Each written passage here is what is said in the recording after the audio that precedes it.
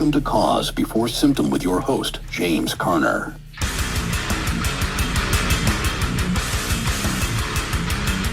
The Divided Empire, how East and West compete for America while serving the same throne. Stick around.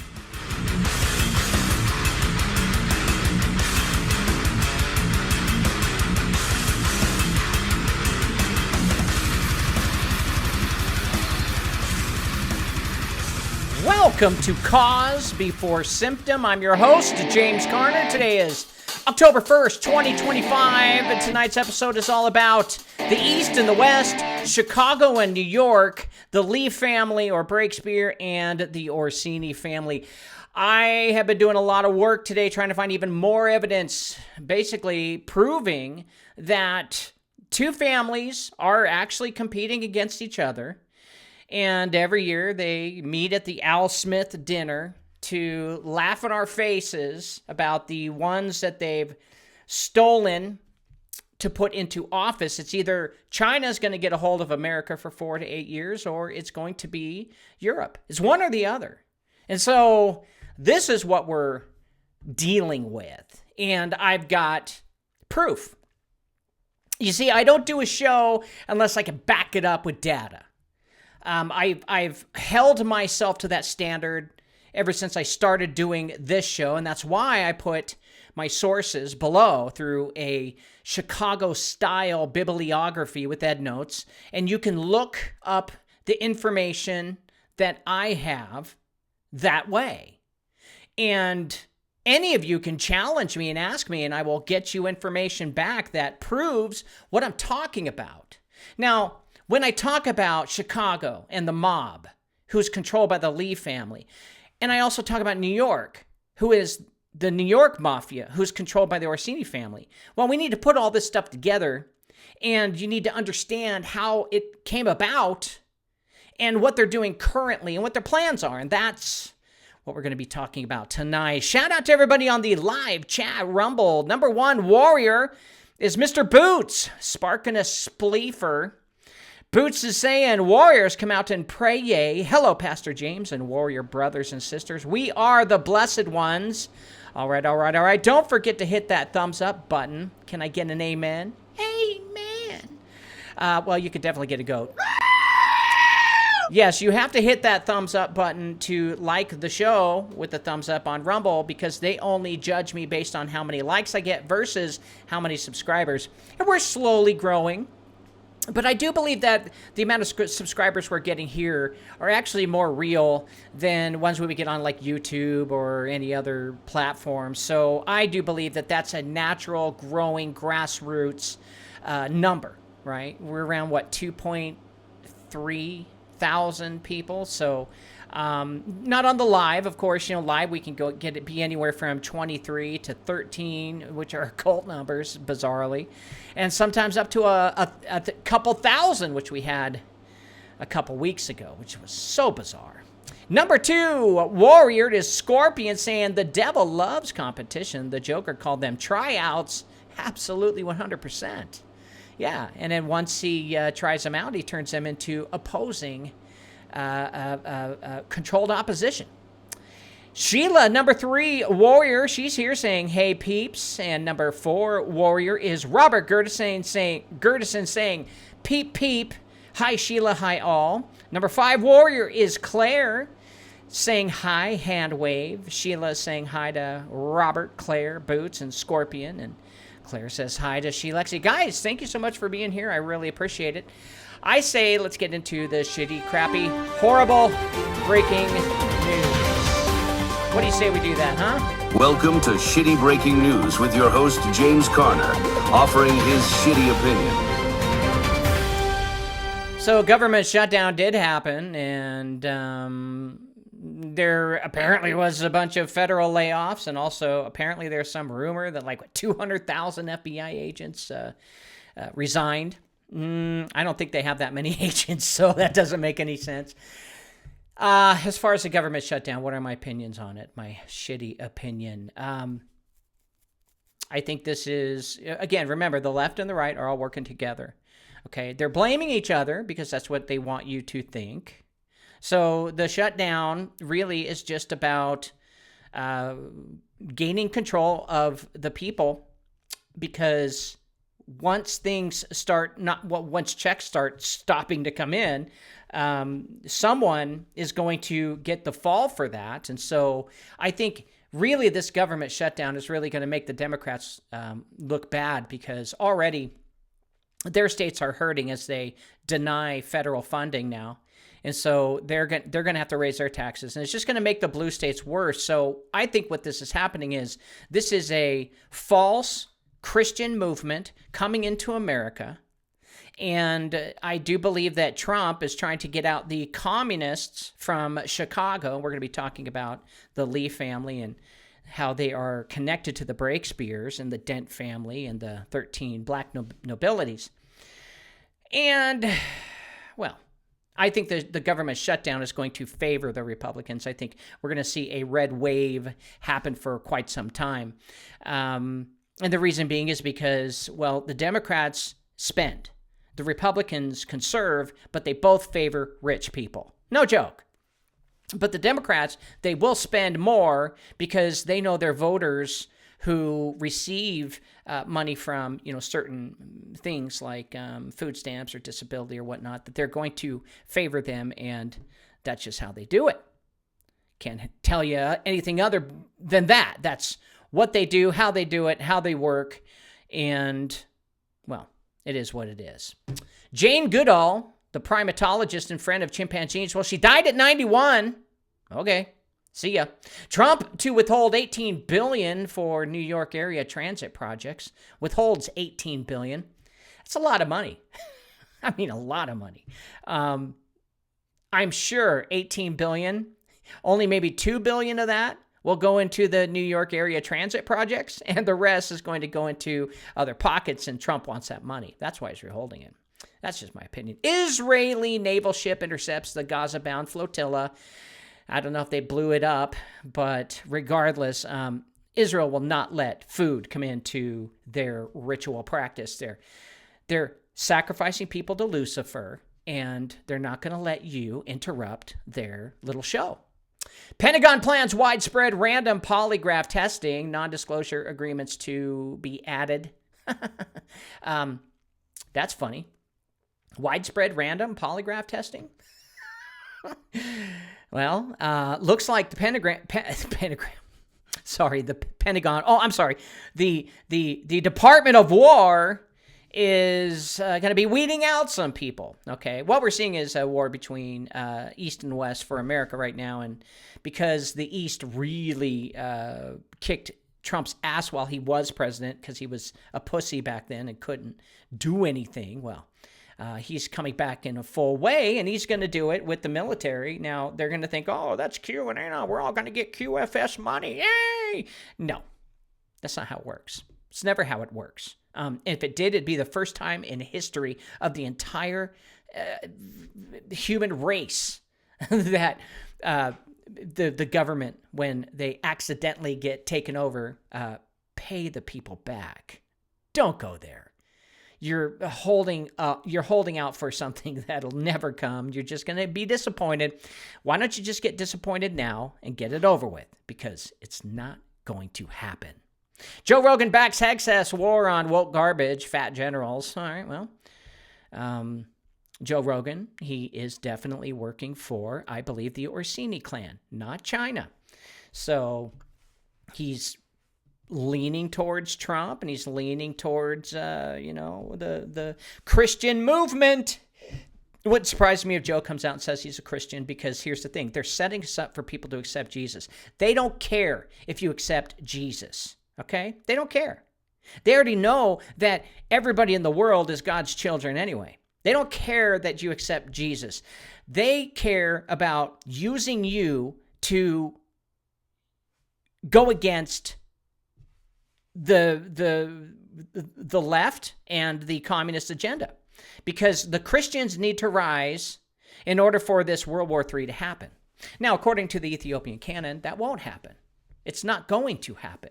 So we're all literally worried about nothing, because the Ethiopian canon says right when they start World War III, and when the Antichrist tries to sit in the throne, tries to sit in the third temple, that's when Jesus just puts an end to it. So they're not going to get their full out world war that they want, that you know, the Freemasons, Albert Pike, the Luciferians, the Hermeticism, you know, satanic garbage. They're not going to get their way. Of course, they say it's going to happen their way, right? And they've been right all the way up until now. But one thing they know that we all know now, we're learning, is that we're actually living in Satan's short season, not pre-trib. And so if that is the case, well, then again, the Ethiopian canon says the Christians are going to be just fine. And this is the end of Satan's reign. Now, whether that happens next July, as we were told, by just looking at 1776 and the Bavarian Society, who came together to build all the Freemasons, and then put a Freemason chapel in every single city worldwide almost. Well, that was the goal. Satan needed to spread quickly. And I heard another interesting rumor. I haven't really confirmed it or done any research on it, just thought it'd be worthy to bring up, is that I guess back in 1776, the King of England, his crown dropped. And one of the most precious emeralds in his crown fell out. And there's some sort of a wives' tale myth about that was the day that Lucifer and his angels were released from the bottomless pit. I thought that was quite interesting. Now, if that's true or not, I don't know. I really don't care. I don't care. Pope Leo the 14th says inhuman treatment of immigrants in the U.S. isn't pro-life. Shut up. You are Satan incarnate. We're not going to listen to you. The Catholic Church isn't a good church. They're evil. They're the synagogue of Satan, and they're working with Israel and Judaism because they're the same people. They're the fake Zionist Jews from Europe who just so happen to control all the banks worldwide through the Bank for International Settlements. Yeah. Jeffrey says GOP uninterested in negotiating because they apparently wanted a shutdown. Well, this is politics. Remember, politics means, go look it up in the Webster's Dictionary, it means to control a group of people. That's bad. Controlling people is bad. Okay? And the Constitution, it's not supposed to be about control of the people. It's supposed to be the people in control of the government. But, you know, how'd that happen? Vince laughs off criticism of Trump's deep fake Jeffries video. We're having a good time with it. So J.D. Vance is laughing about the deep fake that Trump did with Jeffries, and Jeffries is literally having a cow. You know, again, back to the racist jargon and garbage. Well, that's Trump. He's the ultimate troll. He's trolling the Democratic Party, pissing them off because, well, he is enraged by what they did to him during the first 4 terms. So this is on you, Democrats, not the Democrat people. The Democrat people are good people. The Democrat Party, they're evil. They're working for the same entity. We'll be talking about that tonight. The 7 Democratic senators whose votes could be key to ending the government shutdown. You want a list of them so you can go after them? Well, Axios gives you a list so you can go do something about it. Yeah. That's what they do. They dox the senators and congressmen and, you know, say, oh, here's their home address. Go get them. That's what the news does, right? They want us to believe in this left and right paradigm, okay? Trump has said it. It's not real. He mentions it's theater, and he mentions it through the company that he hired.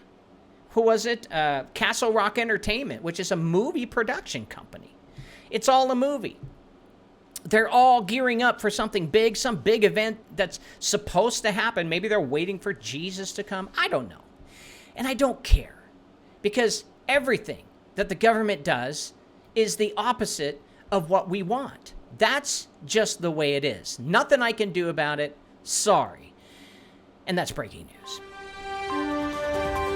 All right, we're going to go to a quick commercial.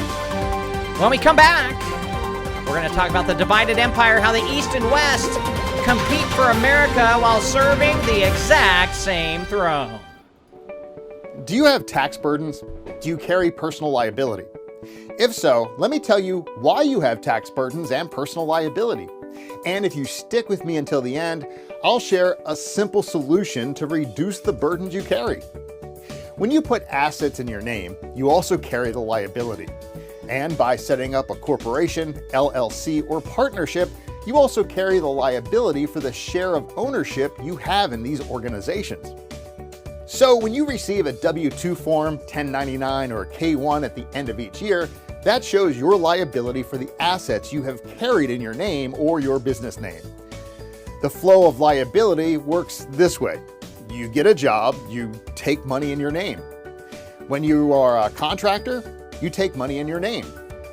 When you begin a business, you take money in the business name, which is set up with you as the owner.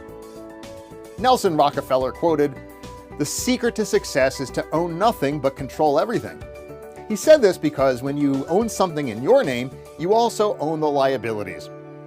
Introducing the solution.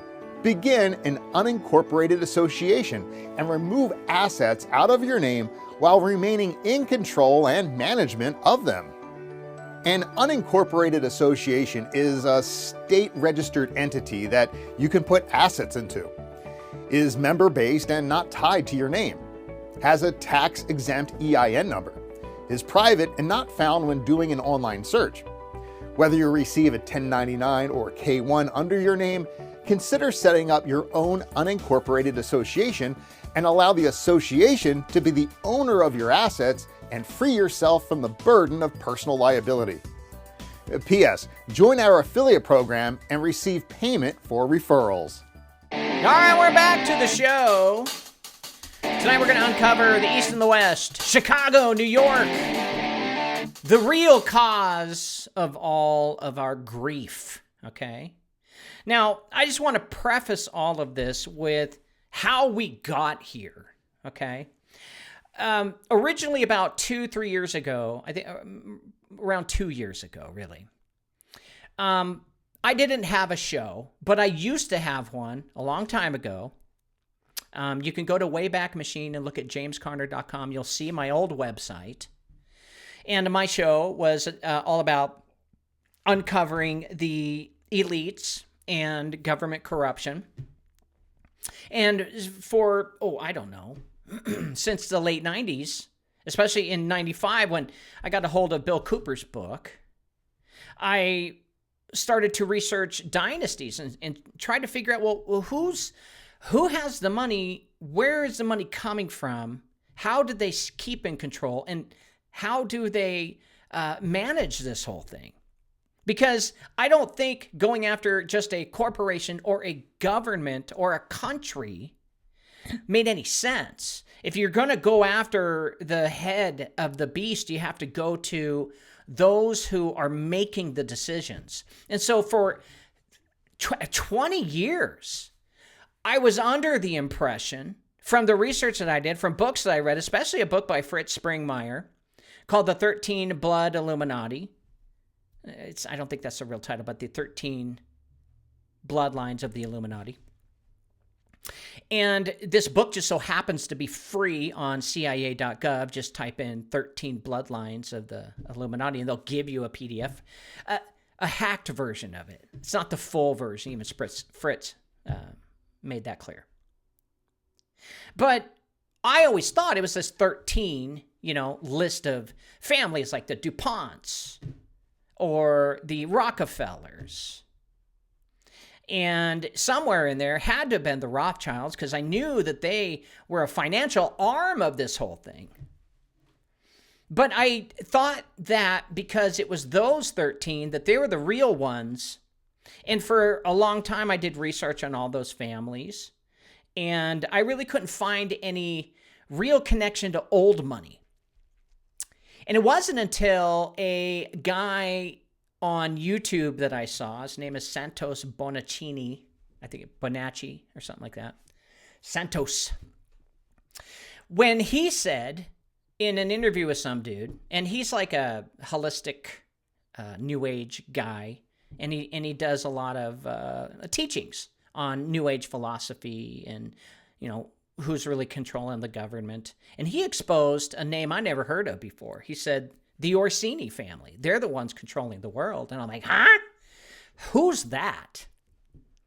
And so I started doing research on the Orsini family. And this was like right when I started my show on TikTok, which it was just me going live and talking about all the information I knew about the bloodlines prior to the 13 black nobilities that I knew, and talking about government corruption and Project Paperclip and how the U.S. government has control of exotic technologies that can stage any alien deception anytime they want.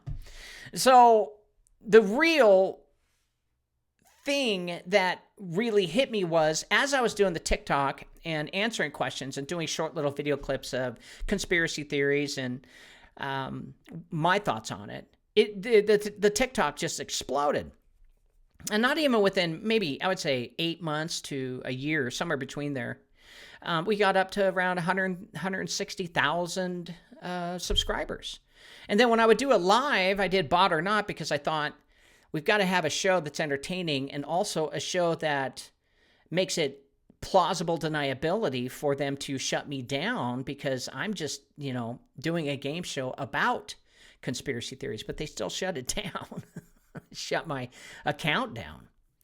And that gave me the honest drive to start research of, okay, they're not letting me do anything on TikTok. I started a little bit on YouTube. That got shut down quickly. And so they're definitely censoring just the simple conspiracy theories that have been around for years that I've been talking about. So obviously they don't want anybody to hear all this crap. So I decided to start a show, and it's here right now live on Rumble, because Rumble has been the only place where everything that I've said out of my mouth has been posted, published, and live too, but they've messed with the show while I'm live, but they haven't cut off my account at all. In fact, they started paying me. It's not a lot. It's like $100 a year in, advertisements. But I haven't even really touched that money. So that's not my main concern. My main concern is, hey, I just want a platform I can do a live show and then, have it recorded and then download it and, put it in other platforms, and also record it on my website. So as I was starting the show, every night I had to come up with a show, and I just, from the beginning really of this show, I just started researching every family. And every family that I uncovered, I found out that there was this black nobility family from Europe that's the ancient old money that is above the 13 illuminated bloodlines. And so that really fascinated me, because there's a guy out there that really opened our minds to it. His name is Zeus Israel. In fact, he sent me a message online saying, why are you posting my information without giving me credit? And I thought I did. And I did on like one or two of the posts, but all the other posts that I did moving forward, I didn't. But I told him I'll redo it. But I also, hey pal, I've been trying to get a hold of you. I'd love an interview, because I want to find out where you get your information. But as I continued to research, I found, the information that he has is the same information that I'm finding now. So, so if he, wants an interview, great. If he doesn't, whatever. I've kind of gone over where he's taken it, and I've taken it to the next level. And so from there, I just started to make a collection of books. I started researching every single esoteric book I could find. And we're talking like satanic books, Luciferian books, spellcasting books, black magic, white magic, Enochian, old, ancient black magic, and all kinds of, taboo books that many people wouldn't keep at their home just because it's evil as shit. So I've been collecting these, downloading it, and I've collected terabytes of information.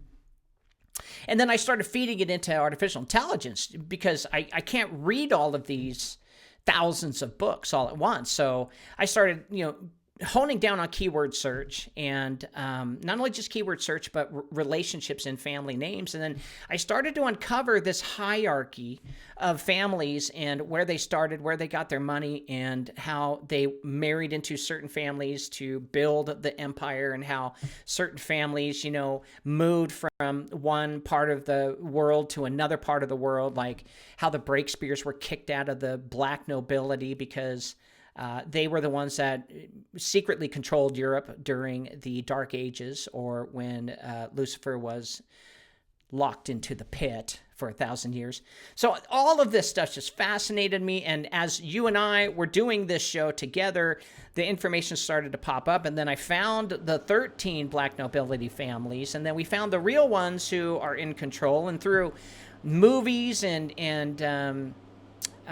Luciferian directors, Luciferian actors, Luciferian writers, they would take the history of the black nobility families and they would put that into movies, whether to, I don't know, tell us what they're doing, but tell us without us even figuring out that, this show, this movie is saying how they do their rituals. Like, for example, I was praying about it, and I was trying to figure out, well, what kind of rituals do these, people do to keep the control? How do you control, like, an entire continent? How do you have the principalities do what you say? Well, I found out that through this research, and that the more people that kill, and the family that holds on to the Book of the Dead, or a ledger of those that were murdered, meaning a list of people, that became a registry for the families to claim power over those all of those bloodlines and the spark of life, and then that led to the book Breath War, and then from Breath War, it led to the other two books, which talk about the ritual machine and how they're using the breath, or how they used the breath in the past, ancient times, through temples and through alchemy, by holding the spark of life into these temples to draw the energy and do energy harvesting, or harvesting of the Loosh. And so all of this stuff, I'm researching, I'm looking through keywords, I'm finding through all of these thousands of books, and there was one thing that continued to come up, was New York and Chicago, and how they're butting heads, and there's two different mafias, and they work for two different clans. And, well, with that, I found out that it was the black nobilities who, when they kicked the Breakspears out, they still allowed the Breakspear to keep their I guess you could say, registry of death, okay, which gives them power, okay? And that is proof to the principalities that they murdered that many people so that they have to, help them, because that's what Satan wants. He wants to steal, kill, and destroy. He wants all of humanity dead. That's what the Georgia Guidestones say anyway. Just 500 million to maintain, not 8 billion. But regardless, it led all the way to trying to figure out, well, who's Trump working with, and then doing a lot of research on Trump, doing a lot of research on Biden and those families. And it was pretty clear when we got into George Bush, where we found out that George Bush was working for his father, who was part of the Nazi group, and the Nazi group who split off and left Germany after the war. The Nazis didn't die; they just moved, and part of them went to through the Dent family, through the opium drug cartel, and partnered up with the Lee family. And they had the blessing of the Breakspear spirits or spark of life that they stole from murdering people. And that's exactly what's happening in Gaza right now. It's the Orsini clan trying to catch up on deaths because China, as I've learned, are missing 1 billion people since 1980. And all of their, one-child policy and all that stuff, well, that was all a ruse. It was a lie. They were abducting their own people and sacrificing them to get the Breakspear ledger and this new 1 billion people of deaths or sparks of life recorded so that the Breakspear family can rise again, the conservative family against the Orsini liberal progressive family. So all of this information. And every night when we're doing stories, and I say, hey, this is probably New York mafia, working for the Orsinis, or this is probably the Breakspears, or the Lee family, or the Chicago mafia. And what we're really seeing is the blue states are now controlled by the Chicago mafia under the direction of the Chinese mafia, and I believe they call it the Black Dragon Society or something like that. I don't know, but the Chinese have their own secret society, and they're working with Russia, and they're building BRICS, which is a central bank that competes against the Federal Reserve. Now, I believe that when Obama was elected is when it started, when they started to grab a hold of the blue states, and that's where we became really divided between red and blue instead of just liberal and Republican. It became communism, socialism against capitalism, period. End of story. And that's where, when Obama put in the, you would call socialist policy of Obamacare, and everyone grabbed onto it. Well, this didn't please the Orsini family because they're not making money off of that, right? So the Orsini family has a problem. They've got this dragon that's in America, and I believe that they had to bring in Trump and fabricate these lies through white hats, etc., just to take control. But on top of that, they're going to use this through Christians to gear us up for this world war against the Christian Judaism versus Islam, which we're already seeing Islam taking over the UK, and it's no surprising that UK is going to become Islamic, and so that is going to be, and they're going to say, it's the British Empire, and they're the boogeyman, and we got to go after them because they've been conditioning us to see now that the crown has always been in control of America and of Canada. So tonight I wanted to talk about the divided empire, how East and West compete for America while serving the same throne, because I do believe that the Lee family and the Orsini family work together with the Bank for International Settlements for an agenda. We're going to talk about that tonight. So they told us America was a battleground between left and right, between Democrats and Republicans, between red states and blue. But the truth runs deeper and darker than that. This nation was divided not by politics, but by design. Now, from the beginning, two unseen empires were carved into its flesh, one in the East and the other in the West. Now, in the East, New York, Boston, D.C., the Vatican, aristocratic bloodlines, they entrenched themselves. The Orsini, the Farnese, the Jesuit order, the banking dynasties of Europe. Okay? Now, I'm talking about the East of America, not the East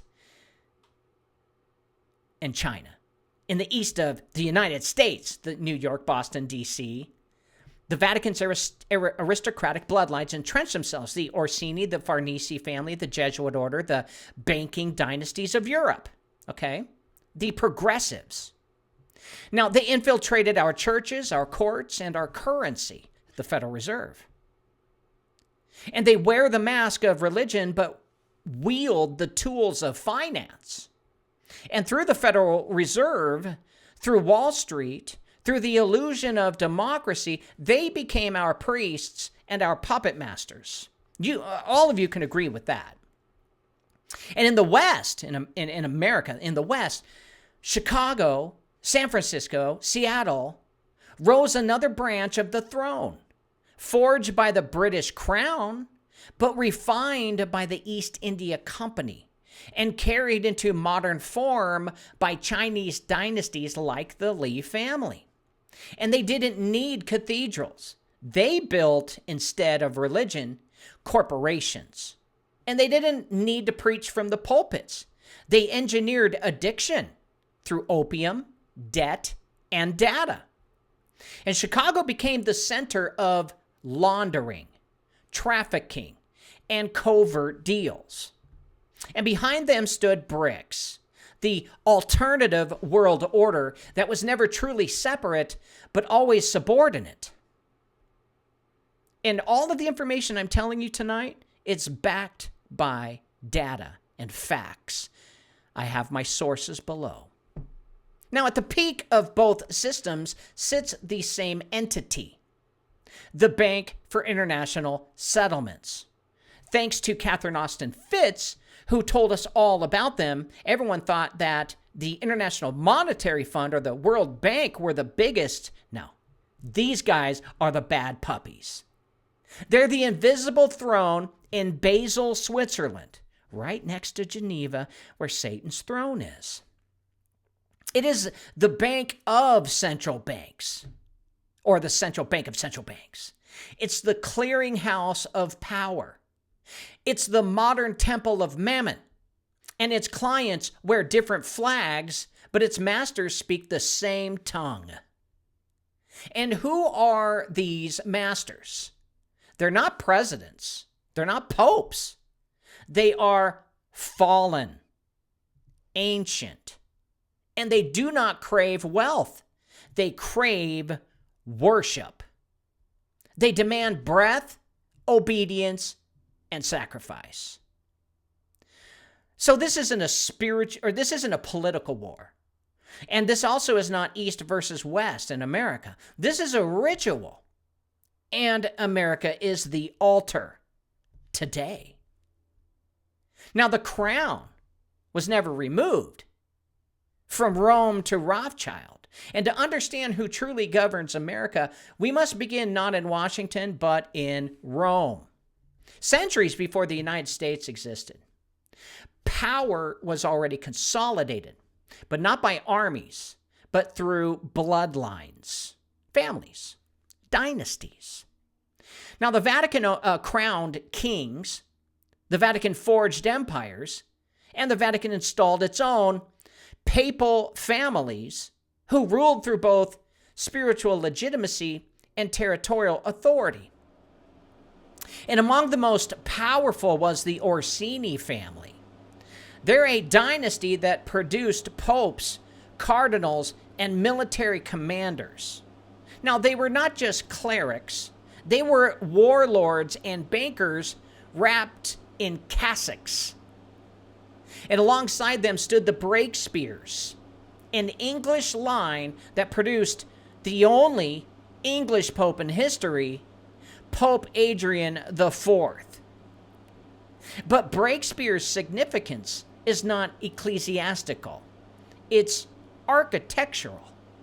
His legacy is embedded in the Vatican's structure of governance, or a blueprint of centralized religious power that would later be adapted by financial institutions like the Bank for International Settlements.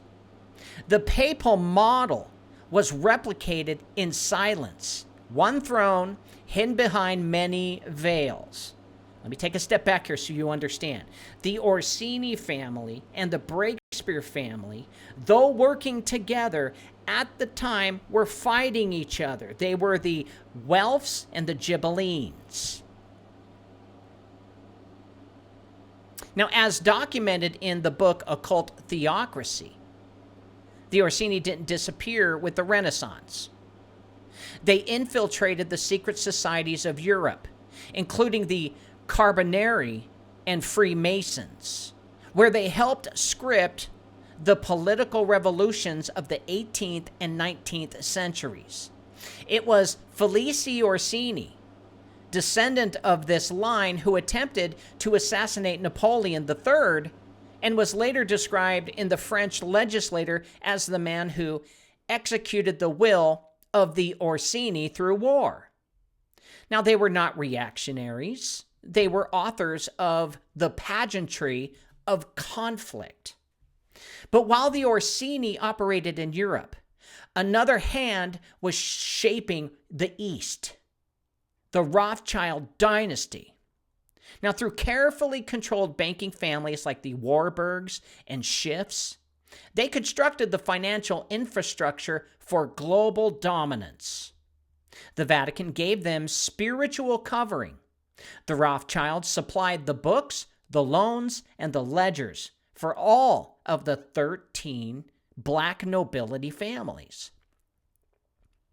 But they had a plan for the Breakspear family to break off and move to China to start a big group to fight against themselves. Now, this alliance between spiritual bloodlines and financial houses became the two arms of empire. One to bind conscience, the other to bind currency. And together, they created a throne that would eventually move to Basel, Switzerland, the Bank for International Settlements, which came to being after World War II. It's an institution with no public accountability. They have no democratic oversight, and yet have authority over the world's central banks. That crown, forged in Rome, was never removed. It was simply digitized. Now, in the Orsini and Breakspear families formed the blood of the empire. Then the Jesuits are its nervous system, operating silently behind pulpits, palaces, and parliaments. Founded in 1540 by Ignatius of Loyola, the Society of Jesus was not simply a religious order. It was a military intelligence operation cloaked in theology. Their stated mission was to defend the Catholic Church from heresy. But in reality, they were trained to infiltrate kingdoms, universities, and banking systems with loyalty to the Pope above all else. As Dr. John Coleman notes in his book, The Committee of 300, the Jesuits played a crucial role in the manipulation of global events, from revolutions to banking collapses. Their role was never just spiritual, but it was a strategic control through doctrine, education, and espionage. Jesuit-trained agents appeared in the cabinets of monarchs, the financial boards of private banks, and eventually the central planning committees of the modern global economy.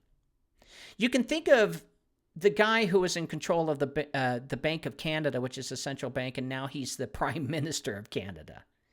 They put their people in power. Now, wherever they went, they seeded competing ideologies designed to create controlled dialectics. Their thesis, their antithesis, always leading to a pre-planned synthesis. In Protestant lands, they created liberal theologies to undermine biblical authority. In Catholic lands, they infused nationalism with spiritual legitimacy. And they fostered revolutions not to destroy empires, but to reshuffle control, ensuring that whoever emerged victorious still owed loyalty to their deeper vision. Same thing with New York and Chicago. Now, their methods mirror intelligence agencies today. They collected data, shaped narratives, recruited assets, and neutralized opposition. And like modern agencies, their true allegiance is not to nation or ideology, but to a supranational order. This is why the Jesuits are often called the confessors of kings. They do not seize power, they whisper to it. But the question remains, who whispers to them? Now, in my book, The Crown of Blood, I correctly identify that the Jesuits are not the highest tier, but the strategic operators of the bloodline families. They execute the vision of the Orsini and other black nobility, merging theology with technology, confession with surveillance, and ritual with regulation. They were instrumental in the rise of the modern banking system, specifically in training elites in how to embed spiritual power into finance. In the New World, Jesuit missions were not just religious outposts, they were data collection centers, currency labs, and early test beds for centralized governance. And as the financial world globalized, their role expanded. Now, the Jesuits, like the intelligence agencies they inspired, operate behind both East and West, both BRICS and the Federal Reserve, both Democrat and Republican. And their goal is not victory for either side, but control of the dialectic itself, controlled opposition. And today their blueprint lives inside the Bank for International Settlements, which is a throne without a crown, but still is a kingdom. Now, while the Jesuits seeded the West with obedience cloaked in theology, the East was shaped by commerce as ritual. A spiritual system rooted not in churches, but in trade routes, shipping manifests, and narcotic dependency. We're talking about the Orsini West and the Lee East. At the center of this machinery stood the British East India Company, a private corporation so powerful it functioned as a sovereign state. As revealed in the book Matrix 3, the East India Company was not merely an economic operation. It was the spiritual predecessor to the modern surveillance finance matrix. Its tools were addiction, supply chains, and religious distortion. It funded missionaries alongside drug shipments. It controlled ports and parliaments. It taught the empire how to harvest breath, not through fear of God, but through dependence on opium, credit, and imported salvation. Now, the crown used the East India Company as its weapon to displace local systems of governance and worship, particularly in India and China. But what emerged from that fusion, especially in Hong Kong, was not a mere colony. It was the cradle of a new aristocracy, hybrid families who absorbed both British strategy and Chinese generational discipline. And among them, the Lee family rose. I've long identified the Lee dynasty, not just the name, but the function of them, as the modern inheritors of East India and their architecture. Because their fingerprints are seen in Hong Kong finance, Chinese shipping monopolies, and even Silicon Valley startups. Their reach extends into Chicago, where commerce, crime, and currency intertwine. The Chicago outfit, once Italian, is now economic muscle for a new elite. Just as the New York Mafia serves the Vatican's faction, the Chicago machine now operates under the Eastern financial umbrella. And this is Trump's enemy. And this fits perfectly with the book, The Committee of the 300, which notes that the British Crown created the illusion of political independence in its former colonies, while continuing to manage global banking through private families and corporate proxies. Now, the Lee family, in my hypothesis, acts as a transgenerational extension of that crown, but now plugged directly into BRICS and the rising East. But the most critical insight from Matrix 3, the book, is that the East India Company designed Christian fundamentalism not to serve God, but to serve the empire. It created a theology of Zionist loyalty and passive obedience aimed at funneling American political and financial support into ritual warfare and false prophecy. Christians became weapons for global control, and they never even knew it, just like the MAGA movement. So while the Orsini whisper in the halls of Rome, the Lee Network whispers through cargo ships, investment banks, and mega churches. One wears robes and the other wears suits, but both serve the same spirit, the spirit of mammon, and both thrones bow directly to it. Now, revolution is not the opposite of empire. It is one of the most refined tools available. When an empire seeks to reshape a region, it does not always invade. Sometimes it ignites a rebellion.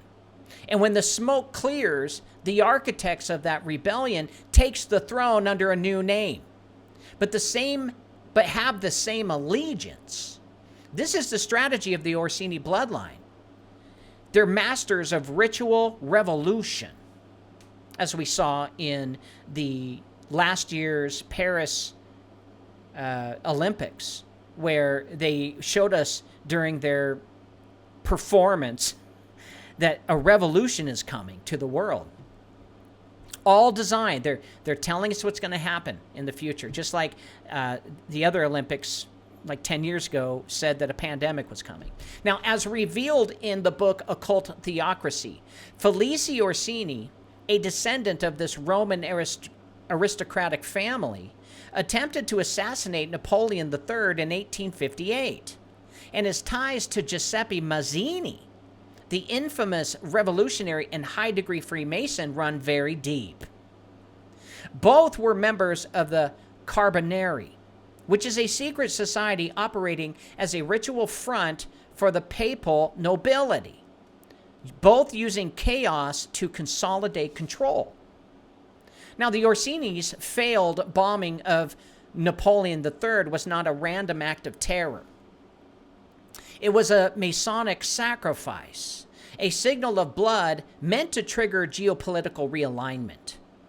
The French legislature itself later declared, "The Italian War was the execution of the will of Orsini." That statement reveals everything. The wars we were taught were driven by nationalism or liberty were, in truth, orchestrated by families who remained untouched, unexposed, and unchallenged. And this is why I like to expose these fucking assholes. Their method was to embed operatives within both revolutionary cells and state institutions, ensuring that no matter who won, their vision advanced. Mazzini and Orsini became prototypes of modern activist agents who operate not on behalf of freedom, but on behalf of ritual objectives. They destabilize monarchies not to abolish elite rule, but to transfer control to more obedient governments, ones that would later become hosts for central banking. Now, that strategy continues today through BRICS and globalists' coup. We're told uprisings in Africa and regime changes in Latin America and economic collapses are just natural consequences of local corruption. But the ritual script has not changed. Destroy the old, weep for the victims, then quietly install a new system that reports to Basel, London, or Rome. All of this, just like in the 1800s, is covered in religious language. Liberation, freedom, new world, revival. But it is revival by blood and freedom under surveillance. Now, in this model, the Orsini do not need armies. They weaponize idealists, fund the opposition, and let the chaos justify the centralization. That is why the Bank for International Settlements was created after World War, not before. The throne is always revealed after the sacrifice. Now, if the Orsini orchestrated revolutions and the Jesuits managed doctrines, the Bank for International Settlements is where the spoils of those rituals are stored, counted, and redistributed. The BIS is not just a central bank. It is the throne of thrones, where financial decisions are made beyond the reach of presidents, constitutions, or even courts. It was founded in 1930 in Basel, Switzerland. The BIS was presented as a neutral clearinghouse to manage war reparations and stabilize global finance. But as revealed in both the Matrix 3 and the Committee of 300 books, it quickly became something else. A sovereign entity that's above the law, immune to regulation, immune to taxation, and even oversight. It's often called the central bank of central banks, and for good reason, because the Federal Reserve, the European Central Bank, the People's Bank of China, and the BRICS Alliance all coordinate through it. This is fact. But who does the BIS answer to? Well, according to Matrix 3, the BIS is surrounded by a shadow cabinet of black nobility families, including the Orsini, the Giustiniani, and Rothschilds. I think it's Giustiniani. It's Giustiniani. Giustiniani. Anyway, Giustiniani. Jew. Well, it's probably GIU is Jew. That's a joke. Giustiniani, I don't know, and the Rothschilds. These families do not operate like CEOs, and they don't operate like politicians. They actually do not debate policy. They guard bloodlines, preserve rituals, and manipulate currencies the way priests once interpreted omens. They were behind the Vatican banking system, behind the East India Company, and the privatization of nearly every Western government. Now they use the Bank for International Settlements to synchronize global monetary policy with spiritual dominion. This means that the Breakspears, who gave their blessings and their spark of life, their book registry of names to the Dent family, and the Dent family gave that to the Lee family. But to get all of that power, they have to give something in return. And that is, well, to cave into the United Nations when it comes time to elect a Messiah. As the Committee of 300 describes, the Bank for International Settlements allows national rivalries to play out publicly while ensuring that all sides feed the same architecture: debt, digital ID, biometric currency, and central control. It's the temple of modern Babylon, but with no worshipers, only debtors. Let me put it this way. Every bank and every amount that's in the bank is not only just being read by the Federal Reserve in America. Every bank account, the Federal Reserve knows your name, how much is in those bank accounts. And the Federal Reserve reports those to the Bank for International Settlements.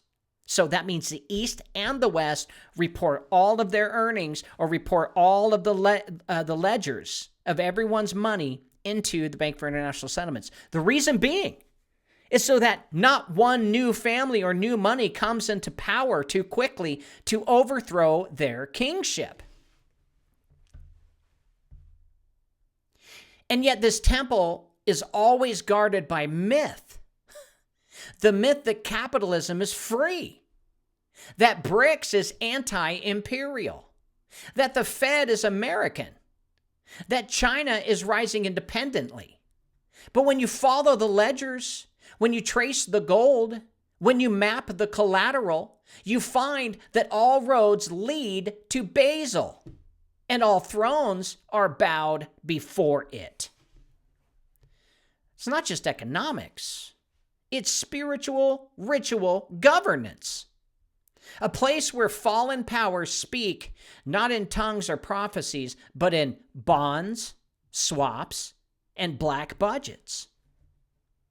And we are all there tithing, whether we believe it or not. Now, how does Chicago and New York fit in? Well, there's a mafia divide. The power structures we face are not abstract. They are geographically entrenched. They are mapped into cities, ports, and financial districts. And nowhere is the ritual divide between East and West more visible than in Chicago and New York. Two cities that do not just shape American policy, but embody two branches of the same global empire. Let's begin with New York. It has long been the domain of the Vatican-aligned power structure. Wall Street, the United Nations, the Knights of Malta, the headquarters of nearly every major news outlet, hedge fund, and global NGO, non-government organizations. The mafia families here, the Genovese, I don't care. I know I botch them. Genovese, the Gambino, the Lucchese's. They're not just criminal organizations. They are enforcement arms for Vatican financiers. They launder money through real estate, silence dissenters, and funnel influence through unions and political networks. It's not folklore. It's just logistics. And behind those families are the black nobility houses, especially the Orsini, as documented in the book Occult Theocracy and Matrix 3. These ancient Roman families never lost power. They simply evolved, using the church as cover and Jesuit networks as agents of penetration. The New York political machine, particularly its elite liberal circles, is under this spell. From the Rockefellers to the Clintons, what looks like secular policy is often Vatican strategy wearing modern clothes. And we saw that in one of Hillary Clinton's emails to the Pope, I believe, where she says, what was it that she said? Like some kind of phrase is like bowing down to the Pope, and what can I give thee? I forgot the phrase, but yeah. But in Chicago, it's different. It answers to another master. Chicago was shaped not by the Vatican, but by mercantile empires, namely those descended from the East India Company. The Lee family, as I proposed, represents a hidden dynastic line connected to British-Chinese banking networks and opium-financed trade. Chicago is their hub, a city of corruption, logistics, and laundering, where organized crime, politics, and commerce are indistinguishable. Now, the Chicago outfit, once associated with Capone and Giancana, they did not die. It just went corporate. It moved into pharmaceuticals, construction, and real estate, influence peddling. It became a strategic node for BRICS-aligned money laundering through foreign ownership of farmland and the quiet replacement of U.S. infrastructure with foreign-controlled logistics. It is not coincidence that both Obama and Hillary Clinton came out from this network, nor that Chicago remains the testbed for universal basic income, digital policing, and AI-driven surveillance. The spiritual atmosphere over the city is not Catholic guilt. It's economic domination, ritualized chaos, and deep obedience to an invisible Eastern hand. So while the New York Mafia serves Rome, the Chicago machine serves Basel through the East. Both are rituals. Both are altars. But they perform for different priests. And the public? We are the offering. This is how America was divided. Not north and south, not red and blue, but east and west, with one hand of mammon in each city pulling the veil tighter. Now we're told that there is a global conflict between East and West, between BRICS and NATO, or BRICS and Federal Reserve, between the Federal Reserve and the new financial alliances like the New Development Bank or China's Belt and Road Initiative. Now, the media calls it a currency war, a battle between capitalism and multipolar sovereignty, but it's all theater. The truth, as exposed in the book The Committee of 300 and Matrix 3, and echoed by Catherine Austin Fitts, is that these are not rival empires. They are ritual opposites. Two beasts performing the same script. They exist not to liberate nations, but to pull them deeper into submission to the same global throne, the Bank for International Settlements. Now, BRICS, the alliance of Brazil, Russia, India, China, and South Africa, was marketed as a rebellion against Western financial control. And yet every one of its central banks is a member of the BIS, just like the Federal Reserve. Their transactions are cleared through the same system. Their digital currencies, pilots, are built on the same ISO frameworks. Their surveillance grids are integrated into the same global biometric identification programs.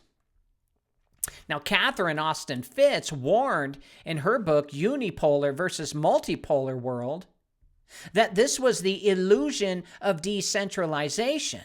It's a bait and switch tactic. While people cheer for an end to American empire, they are ushering in a new beast with a different face, but has the same breath. It's a beast whose AI is trained in the West and manufactured in the East. A beast that will not offer liberty, but compliance through programmable money. Now, the Fed, for its part, pretends to be independent. But as you know, it is a private bank with no allegiance to the Constitution, no elected oversight, and no loyalty to the people. You've seen it.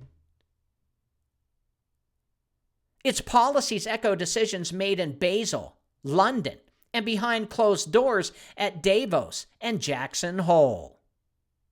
It plays the role of the Western beast, conjuring inflation, recession, and stimulus on demand, while BRICS plays the counterweight. But neither breaks the spell, neither dethrones the system. In reality, both beasts are designed to consume the middle class, to enslave the nations through debt, and usher in the final mechanism of control, the central bank digital currency. Once activated globally, it will not matter if your government wears red or blue, Chinese or American flags. If your money is programmable, your loyalty is irrelevant. Your obedience is guaranteed. That is the end game of this theater. To make rebellion impossible, currency conditional, and worship digitized. So don't cheer for the BRICS. And don't defend the Fed. Both are heads of the same hydra. Both are rituals of mammon. Both are engines of submission. And both answer to the same fallen powers. By now, the patterns should be clear to you. Revolutions are rituals. They're not real. Antifa in Portland, it's all paid. Those people who are doing it, they're not going to go to jail. They're going to say they did. because the media will print anything. But they're just paid actors to give us the appearance of anti-fascism.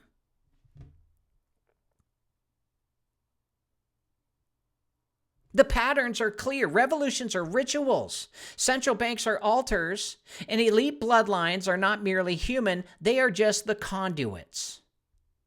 But what few dare to ask is this: why would fallen angels or spiritual entities need central banks at all? Well, the answer is simple. Believe it or not, currency is worship. From the beginning, Lucifer's rebellion was not about violence. It was about taking the throne without bearing the cross. His obsession was worship, not war. And ever since his exile, the fallen ones have craved one thing: to be sustained through the breath of creation. Now, in the heavens, that worship came through praise to God. But on earth, it comes through something far more subtle: obedience, debt, dependency, and fear, which is all harvested through currency systems. As I wrote in my book, The Crown of Blood, the fallen do not require temples of stone. They require ledgers. Every name, every breath, every debt, and every offering is calculated in blood or coin. And this is why central banks are sacred to them. They are not just institutions. They are gateways of dominion. And they don't just track money, they track souls. It's a registry. 3-1 Atlas, asking Genesis 6:20. It's fake. Just to keep you in fear, to get you prepared just in case the people start rebelling against CBDC. They got to bring in a new boogeyman. We all got to join CBDC to fight the aliens. They've got all the technology. They've had it since the 80s, where they can stage an actual holographic war in the heavens. So, and there are no aliens. As I proved at Project Paperclip, Russia took the biological side of the Nazi scientists, and America took the exotic technology. Russia created the aliens, and America created the UFOs. Thanks to all of the theosophy work of Hitler and Germany and their worship of the fallen angels. So, mankind has already made aliens that look real, smell real, and even will talk, and they even believe they're really from another planet. But they were raised on Earth, told they're from another planet, and they're going to be ready to do their part for their space brothers. It's all a lie. The Bank for International... Oh, let's take a step back. It's aliens. Why now? Why would an advanced race rush over to the world right now? Why don't they just let us blow each other up? There's got to be other Earths out there with resources. Why would they come after us now when we've got the ability to shoot back? Makes no sense. Which tells me that it's staged. The Bank for International Settlements, then, is not merely the central bank of central banks. It is the high altar of Mammon. Its location in Basel, Switzerland, surrounded by Masonic architecture and shielded by sovereign immunity, was by no accident. It was chosen as a neutral ground between nations, but not between gods. And it is here that currency becomes ritual, where debt becomes a chain, where war is priced, funded, and forgiven, not for justice, but for control. And the fallen angels, stripped of heavenly light, feed on the breath of obedience. They manufacture artificial needs and then offer up a solution, one that always costs your worship, your energy, your autonomy. And this is what Catherine Austin Fitts alluded to when she calls out our global system as a tapeworm economy. It's a parasite of breath, a spiritual economy masked as a financial one. And when they digitize the currency through BRICS or FedNow, through CBDCs or social credit, they're not just digitizing money. They are digitizing worship. Programmable money is programmable obedience.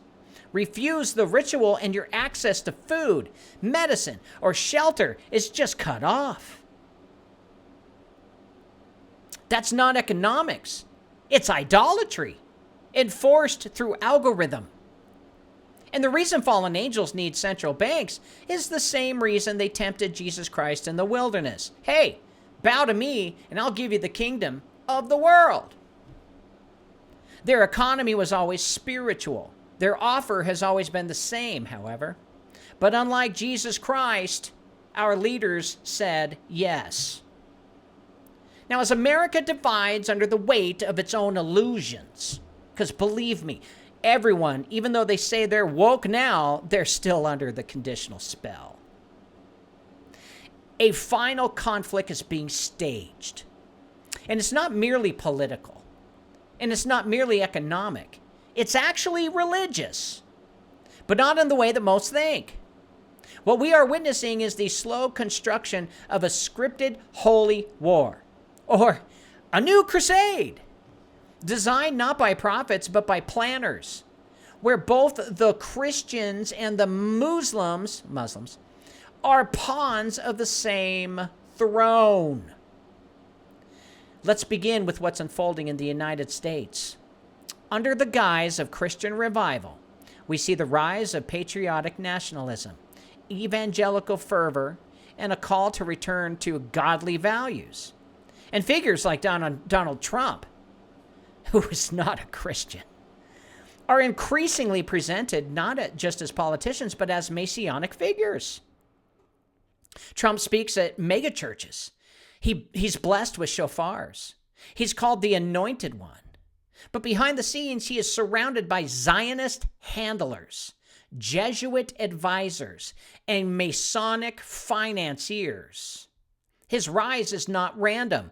It's ritual. And at the same time, the narrative of Islamic dominance is being pumped into Western consciousness.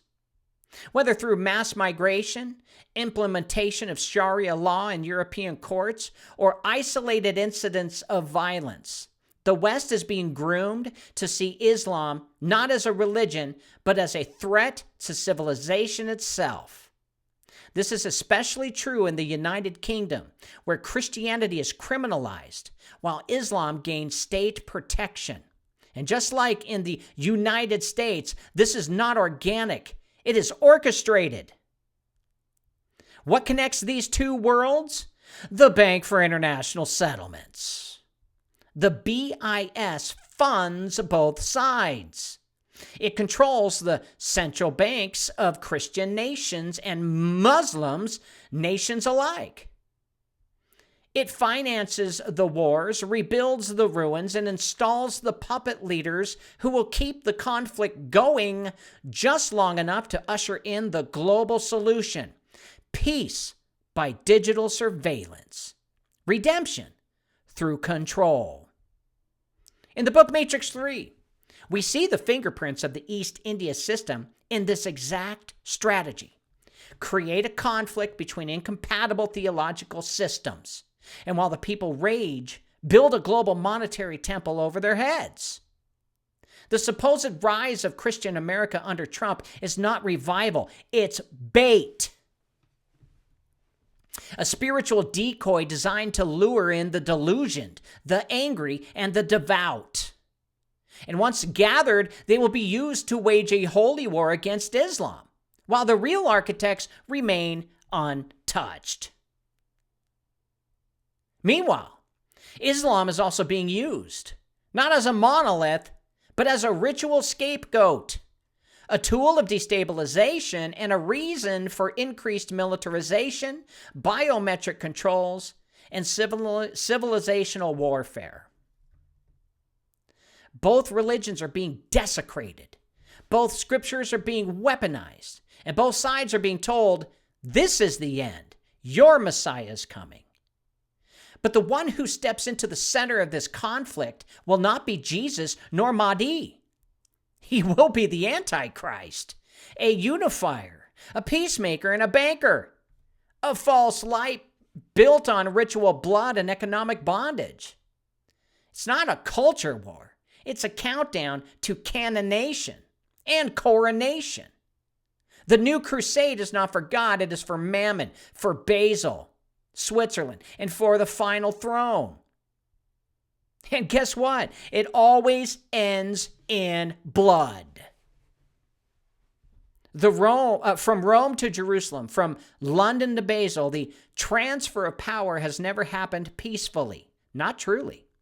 It has always come with the shedding of innocent lives, the betrayal of covenants, and the manipulation of faith. But in our time, the blood is no longer spilled on physical altars.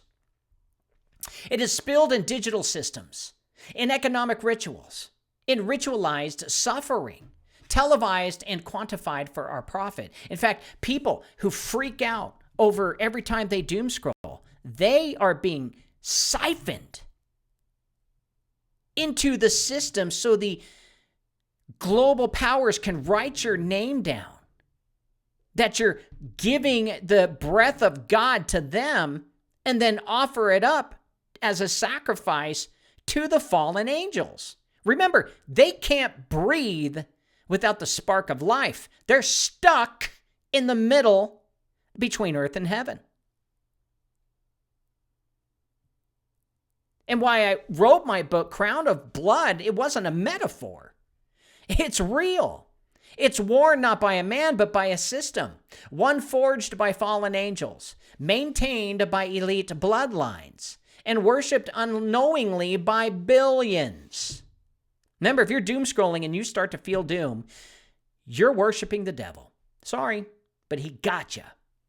Stop doing it. Stop scrolling and think doom. You're not supposed to. The Bible even says so. Be of good cheer. The Christians are not going to be harmed during these events. The Ethiopian canon has proved it. Now, this crown is fed by breath offerings through inflation, taxation, trafficking, addiction, warfare, and fear. It demands allegiance from every corner of the earth, but not through swords, but through your computer screens or your cell phone screens. Now, the Orsini, Breakspear, and the Jesuits and their modern inheritors, they do not want to be seen. Well, tough shit. Their power is most secure when the world is distracted by figureheads, presidents, celebrities, dictators. But the real authority is passed behind veils, through bloodlines and rites, through ledgers and algorithms. Their crown is not worn. It's hidden. But its rules are just the same. The Bank for International Settlements is a treasury of that crown. The BIS is a digital temple. And the Ark of the Beast holding the tokens of global bondage, central bank digital currencies, biometric registries, debt-based enslavement, and population control under the illusion of peace. This is a global governance. It's a counterfeit kingdom.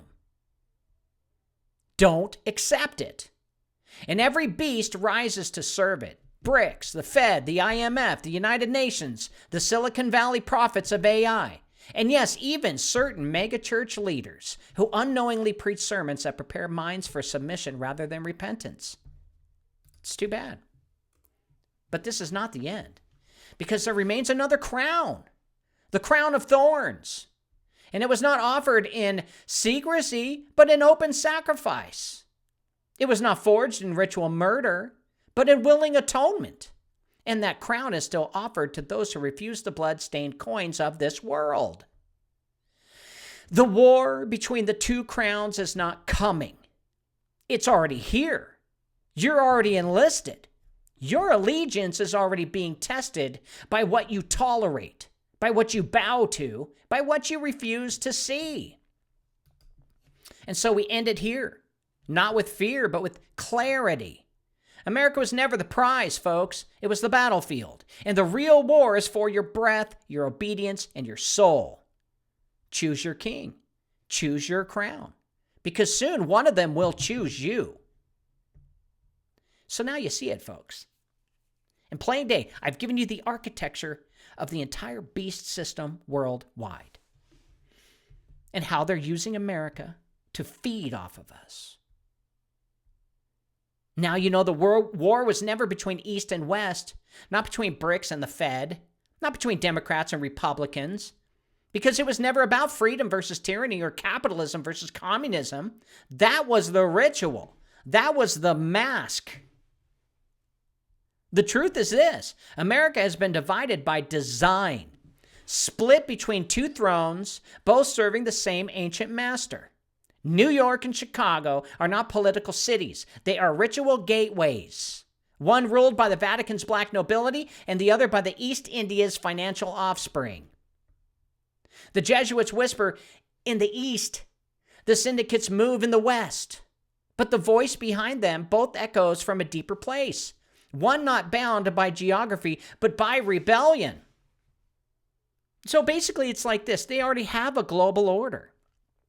They want to declare it, but they're having problems declaring it because people don't want it. They don't want globalism. Now, the Bank for International Settlements is not the end of this chain. It's just the veil. Behind it sits the fallen, orchestrating a final harvest of worship disguised as digital convenience. And when you lose the ability to trade freely, speak freely, or move freely without permission from the system, you are not being governed. You're being offered to a God that is not even a God. Look what's going on Look what's going on in the UK. They can only travel twice. They can only travel twice in 1 year. They can't talk about Jesus in public.